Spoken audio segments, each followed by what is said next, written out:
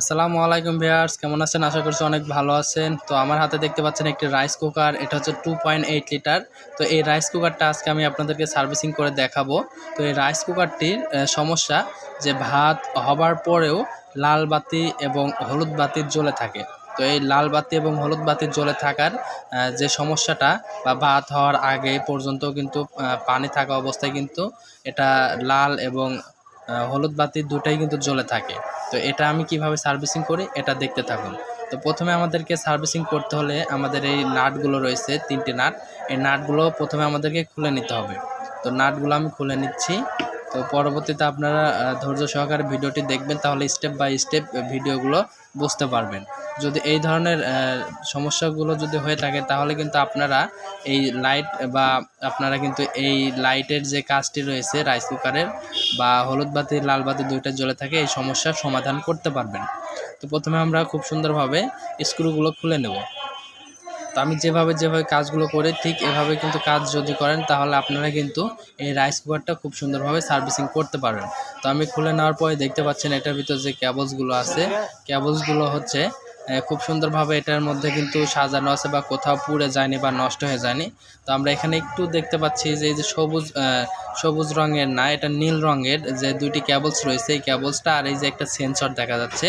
তো এই সেন্সরটির যে কাজটি রয়েছে এখানে দুটি ক্লিপ রয়েছে। তো এই যে এই সেন্সরটি আমাদেরকে খুলে দিতে হবে, অর্থাৎ যে সবুজ তারগুলো আছে এটা হচ্ছে শর্ট করে দিতে হবে। তো এখানে ক্লিপ সিস্টেম রয়েছে। তো আমরা হাত দিয়ে ক্লিপটা ছুটিয়ে নিচ্ছি। তো ছুটিয়ে নেওয়ার পরে আমাদের ক্লিপটা ছোটানো হয়ে গেল বা খুলে নিলাম। এখন আমাদের ডান পাশে বাম পাশে দুই পাশেই কিন্তু ক্লিপ রয়েছে। তো ক্লিপটা যারা খোলার নিয়ম বুঝেন তারা নিয়ম তো বুঝতে পারছেন, অথবা আপনারা কেটেও দিতে পারেন।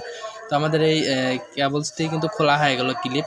অ্যান্ড ক্লিপের মাথায় এখন এই যে সেন্সরটা রয়েছে সেন্সরটা ওখানেই থাকবে, আপনাদের খোলার কোনো দরকার নেই বা খুলেও ফেলে দিতে পারেন, কোনো সমস্যা নেই, যেহেতু আমি এটা খুলব না।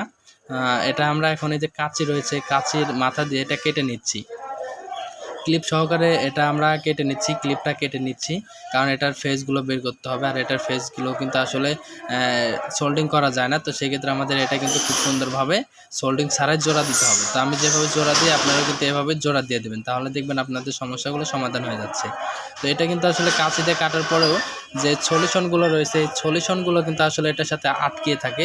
তো আটকানোর অবস্থায় কিন্তু এভাবে রাখা যাবে না। এটা একটা মাত্র সুতো অথবা যে সলিউশনগুলো আছে এই সলিউশনগুলো কিন্তু আসলে নষ্ট হয় না জন্যে এগুলো ব্যবহার করা হয়, হিট প্রুফ। তো আমরা কিন্তু এই দেখতে পাচ্ছি এই সলিউশনগুলো আসলে আমরা পরিষ্কার করে নেওয়ার পরে দুটার মাথায় কিন্তু আমরা সলিউশনগুলো পরিষ্কার করে নেওয়ার পরে একসাথে শর্ট করে দেবো, অর্থাৎ দুইটার মাথা এটা আলাদা আলাদা ছিল, দুইটার ক্লিপ কেটে একত্রিত করে দেবো। তো একত্রিত আমি এখন করে দিচ্ছি। তো একত্রিত করতে হলে আমার প্রথমে এটা খুব সুন্দরভাবে পরিষ্কার করে নিতে হবে। যদি ভিডিওটি ভালো লাগে অবশ্যই চ্যানেলটি সাবস্ক্রাইব করবেন, লাইক কমেন্ট শেয়ার করে পাশে থাকা বেল আইকনটি অল করে রাখলে সবার আগে নতুন ভিডিওগুলো পেয়ে যাবেন। তো এভাবে কিন্তু আপনারা কিন্তু পরিষ্কার করে নেবেন, বা আপনারা কিন্তু এভাবে পরিষ্কার করে নিলে কিন্তু পরবর্তীতে সমস্যাগুলো সমাধান হয়ে যাবে। তো এইটা আটকানোর জন্য বা এটা যেন হিটে বা এটা কিন্তু এখানে টেপ মারা যাবে না। যাদের বাসা বাড়িতে টেপ আছে টেপ মারবেন না এখানে দয়া করে, কারণ টেপগুলোর আঠা হিটে নষ্ট হয়ে যায়। এই ধরনের যে শর্টগুলো আছে এই শর্টগুলো আপনাদের মাপ অনুযায়ী, অথবা দেখবেন আপনাদের এখানে কিন্তু ফিউজ থাকে, ফিউজের সাথে কিন্তু এই ধরনের শর্টগুলো থাকে, আপনারা চাইলে ওখান থেকে কেটে নিতে পারেন। তো এখান থেকে কেটে নেওয়ার পরে কিন্তু আপনারা এই শর্টগুলো ব্যবহার করতে পারবেন। তো শর্টগুলো ব্যবহারের জন্য আপনারা অবশ্যই সতর্ক হয়ে থাকবেন, কারণ এই শর্টগুলো কিন্তু ছোট বড় হয়, বা আপনাদের শর্টগুলো যদি ব্যবহার না করেন তাহলে কিন্তু রাইস কুকারটা বডি হয়ে যেতে পারে। তো আমি একটি মাপ মতো কিন্তু একটি শর্টগুলো কেটে নিলাম, আমরা এটাকে ছোট বলে থাকি। তো আমরা কিন্তু এই শর্টগুলো আমরা কেটে নিলাম তো পর্যাপ্ত পরিমাণ। এটা শর্ট কিন্তু এখন প্রথমে আমরা একটি কেবলসের মধ্যে ইনপুট করে নেব, বা এটা হচ্ছে পরিয়ে নেব। তো পরিয়ে নিচ্ছি আমি। তো আপনারা কিন্তু সেম একইভাবে কিন্তু কাজগুলো করবেন, তাহলে কিন্তু আপনাদের বডি হওয়ার কোনো সমস্যা থাকবে না, মানে কারেন্ট হওয়ার কোনো সম্ভাবনা থাকবে না বডিতে।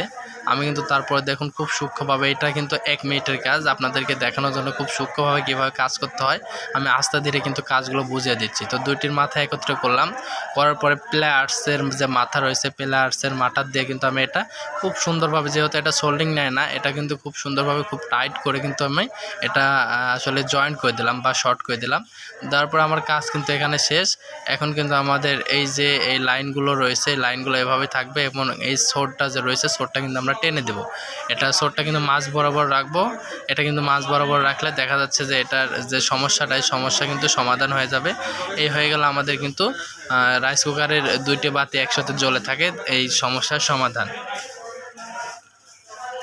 দেখলেন তো আমি কিভাবে সমস্যাগুলো সমাধান করলাম, আপনারাও কিন্তু এভাবে সমস্যাগুলো সমাধান করে নিতে পারেন। এখন আমি এটা লাইন দিয়ে চেক করব, তবে এটা আমার সম্পূর্ণ কাজ করা শেষ। এর আগে অনেক কাজ করেছে এই সমস্যাগুলো।